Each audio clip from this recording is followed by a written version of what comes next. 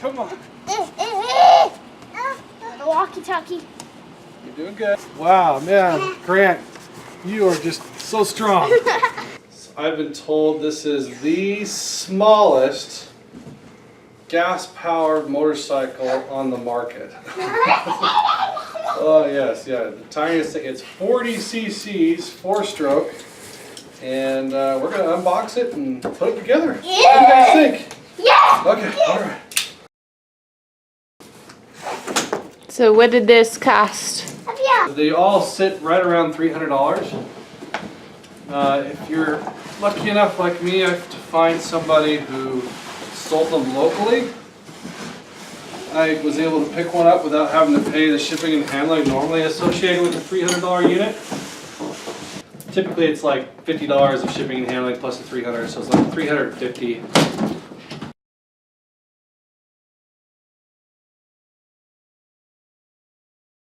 So it has full suspension front and rear, and like I said, 4-strokes, you don't have to mix the oil and gas. And I'm told it has a top speed of 22 miles an hour that you can govern down so that the kids don't go too fast. But we're going to have it cranked way down to begin with. Oh yeah, good job there, Grant. So I'm just going to leave the bike on this little cardboard platform right now because it's kind of holding it up straight while we do handlebars. It's got instructions, user manual. It's useful. They tend to have loose components, so even if it's pre-assembled, most of it is obviously pre-assembled like this, you definitely want to tighten things down everywhere and use Loctite on all the parts that look like they could come loose. Now with other assembly things that we've done, our kids have lost screws, and especially with IKEA things, so yeah, Mom is going to be in charge of the screws and the bolts. Yeah, hand them to me. You get a toolkit. It's that way because it says it is. And looks like that's the front axle. And what looks like let him touch it. Rear shock absorber mount bolt. And there's a handful of other things. Probably put fairings in the plastic. Yeah, we don't want to lose any of that. How about I have that? That's smart. Hand it to me. That's the gas vent. So let's see what you're doing. So these are the handlebar supports. The handlebar is going to sit into these clamps, as it were. And so you adjust it to how you want it, and you clamp it down.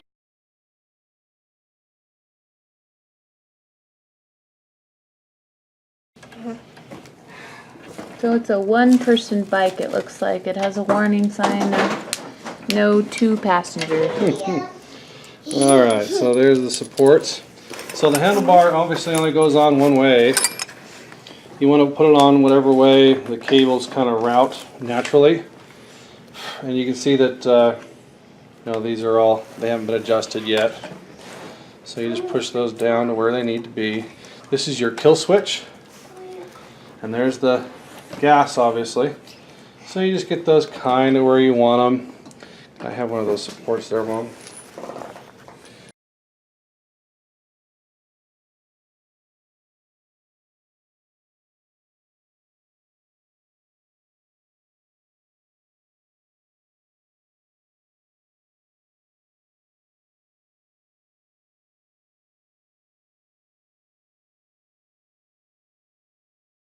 About this little bike is that it has front and rear disc brakes.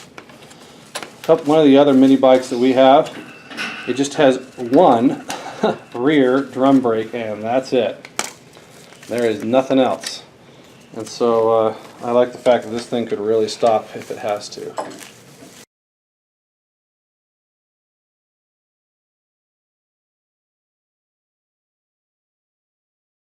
So it's very important that you put these in by hand first, and they should just really easily start. You shouldn't have to use your tools to start them. If you're starting to strip them out, it'll just rip the whole thing right out. So make sure that you're being very careful. If you notice these little patched serrated parts right here. Those are designed to go underneath the supports as a means of holding on really tight. So you want to make sure that's lined up. If you line up the handlebar left to right, it'll automatically kind of fall into those serrated spots.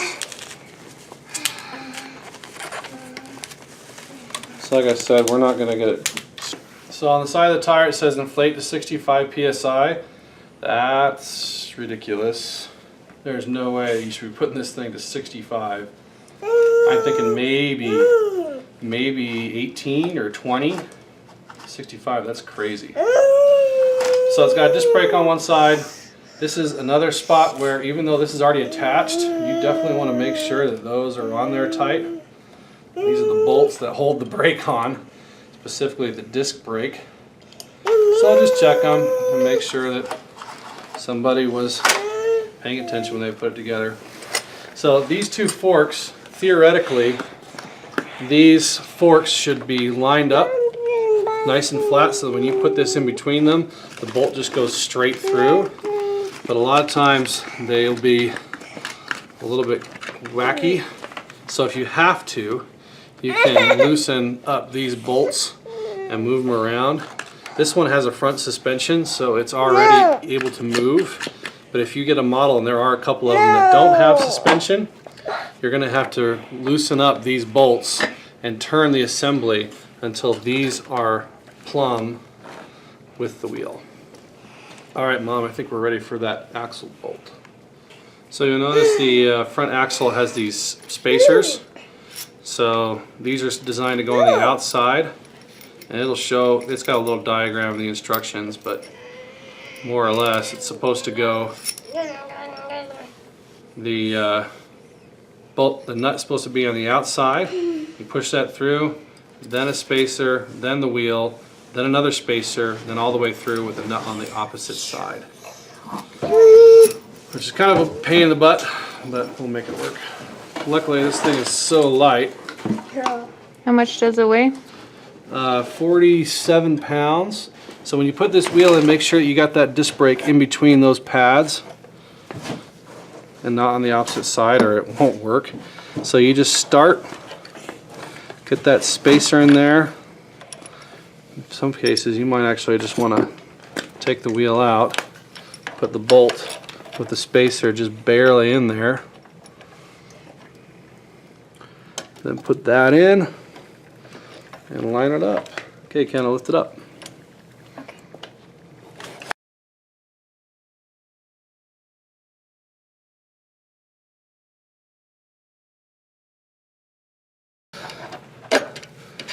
So you want the same amount of threads on either side. You'll notice this is a locking nut. So it has a nylon locker on this side that when the threads go through, hold it in place. This is great. Make sure that you have this on the outside and then on the inside.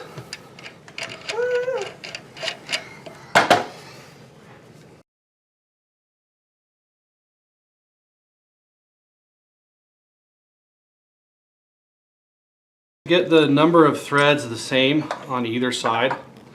So we've got about 3 there and about 3 there. I actually had to hold the axle with these while I twisted the nut so that it didn't spin the other way.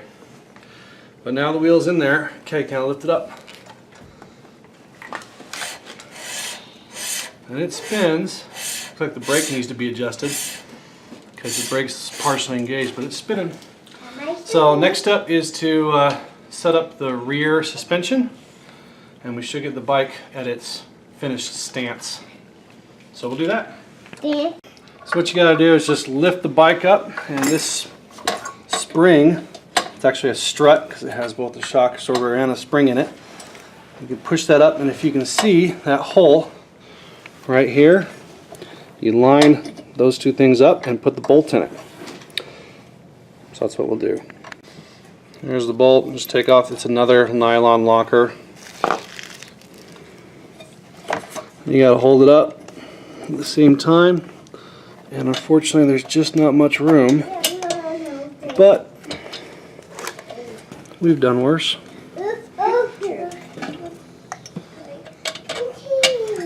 And it's in. So you just wiggle it around until it gets in place.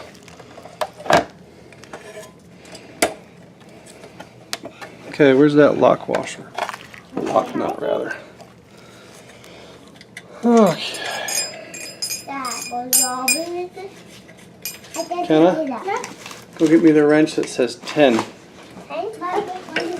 And I need it's a 13.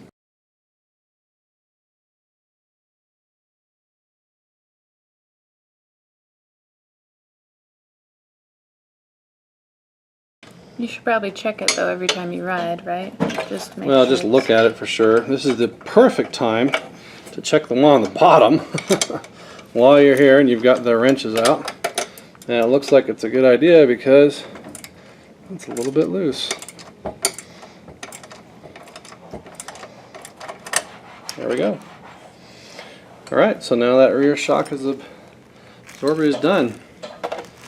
Okay, so now we just got to attach some of the plastics. As you can see, it's all loose. You've got a bolt needs to go in there and a bolt needs to go in there. And then the front fender needs to be put on and the number plate. And then we just put gas in it and give it a pull. One of the other nice things I noticed about this bike is it does have an actual kickstand, which is rather unusual for a dirt bike, but it's so wonderful for a kid's bike. So from what I can tell, this is pretty straightforward. What you've got to do is you've got this little rubber washer. You're going to put that rubber washer in between the plastic and the metal tab behind it, and then bolt through and nut on the other side. Looks like there's 4 locations where that needs to happen. 2 on this side and 2 on the other.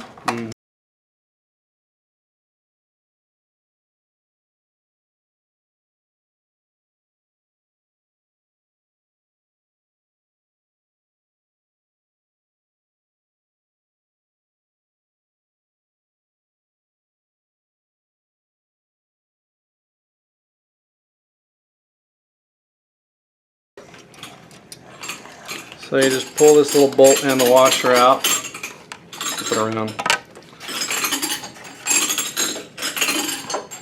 that on there, and wow, this is going to be a tough angle. It is. Have to do that with our fingers here.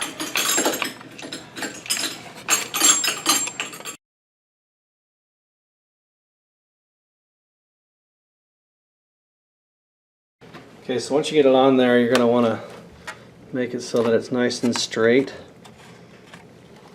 If you'll notice, it's kind of off canter. It's a very high quality piece there. And then it's sticking way up. And you want to bend it back, but not too far, because you don't want to hit the engine. So just give it a little. There we go. And that should be fine.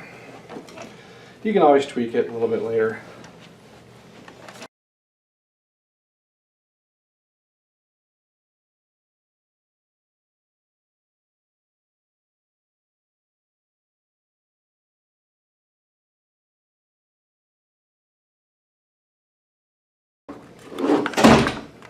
Wow, yeah. You just push the wires out of the way, put the bolt through, and tighten it down with the nut on the other side. That plastic is not molded the greatest, I'm afraid. Looks like we're going to have to start them actually a little bit. You can see that it's just ever so slightly too small to push through.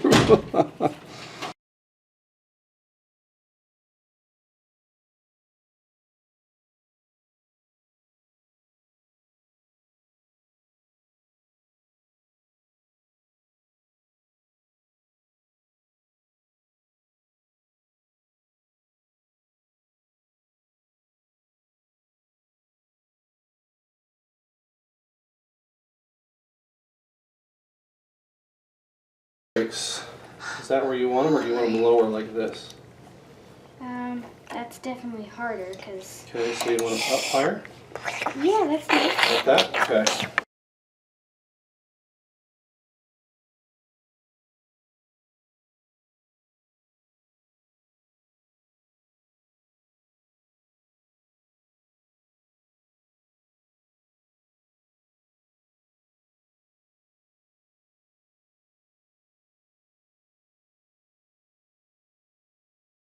Say that again. Alright, we just need air in the tires and gas in the tank, and we should be able to fire this bad boy up. Is there another tube thing that you're supposed to put in? Yeah, where is that? It's in the bag. So that's how you stop, and so you don't want to widen it, maybe? Yeah. That? Oh, Lenny, you're so cute.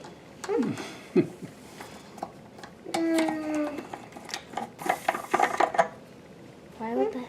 Is that where the gas goes? Mm-hmm. That's another nice thing about this bike, even though it's only 300 bucks. It's an actual all metal gas tank. And this is the little vent. You just put on the top. From what I understand, this thing only holds a half a gallon of gas. So before you start it, obviously, from what I understand, this is hold it up straight, just like that. Holding it. From what I understand, it's shipped with oil, but obviously you want to check before you try and fire it up first. So you just unscrew this little guy, and it does have a dipstick, and you're going to want the oil to be right there in the middle of that hash mark. And you don't screw it back in, you just push it to the top. Looks like we've got just enough oil. It's just barely on that bottom hash. What we'll probably do is we're going to start it up with the oil that's in it. And then after we run it for about 10 minutes or so, we'll pull the old oil out and put in some fresh good stuff. So the first time you're putting air in these is actually kind of tough. You want to pull the valve stem out as much as you can. You're going to want something like this that has two sides. I don't know if you'd be able to get a normal bike pump in there.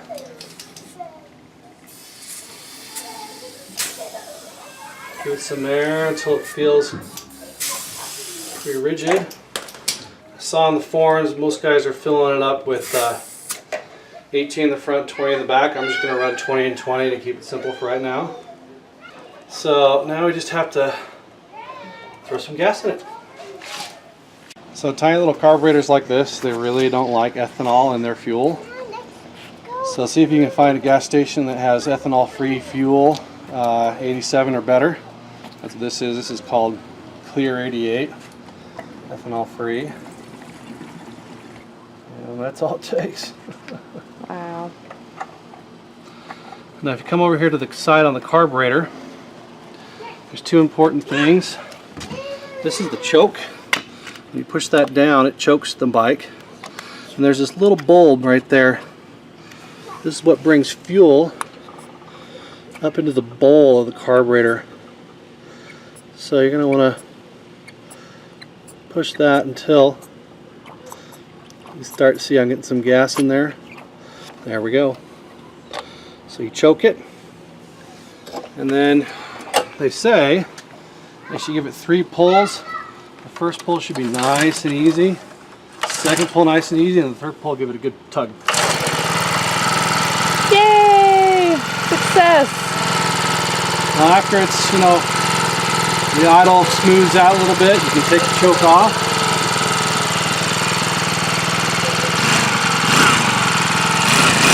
So obviously before you ride, you just want to make sure, yep, there's the rear brake, there's the front brake. The brakes actually do work. That's important. And I would highly suggest you let it just sit there and idle for a little bit. I would also suggest that this little clutch here, before you put weight on it and start to drive, just lift up the rear tire, give it a little gas, make sure it works.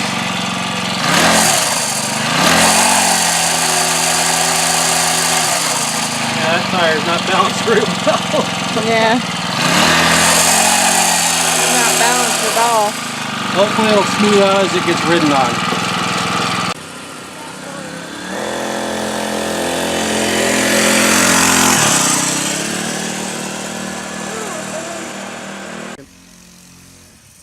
She is taking to this like a fish to water.